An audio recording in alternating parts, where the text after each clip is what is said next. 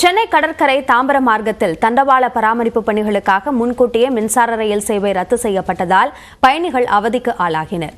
சென்னையில் கடற்கரை முதல் தாம்பரம் வரையிலான வழித்தடத்தில் பராமரிப்பு பணிகள் காரணமாக காலை 11 மணி முதல் பிற்பகல் 3:15 மணி வரை 44 ரயில்கள் சேவை ரத்து செய்யப்படுவதாக அறிவிக்கப்பட்டிருந்தது.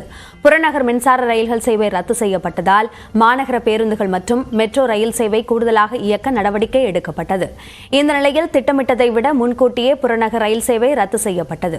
கடற்கரையிலிருந்து காலை 11 மணிக்கு கடைசி ரயில் புறப்படும் என அறிவிக்கப்பட்டிருந்த நிலையில் 10:05 மணியுடன் ரயில் சேவை ரத்து செய்யப்பட்டது. இதேபோன்று தாம்பரத்திலிருந்து கடற்கரைக்கு காலை 10 மணியுடன் ரயில் சேவை நிறுத்தப்பட்டது. இதனால் பயணிகள் கடும் சிரமத்திற்கு ஆளாகினர். எப்பயுமே இருக்கும், இப்போ இல்ல, ரொம்ப அர்ஜென்டா இருக்கிறதுனால இப்போ போக வேண்டியதா இருக்கு. எங்க போலான்னு வந்தீங்க? நாங்க பிஜி ஸ்டேஷன்ல இருந்து வண்ணாரப்பேட்டை போனோம். ஆனா பஸ்ல போனா ரொம்ப சிரமம். போய் பிராட்வே போய் மாறி போனோம்.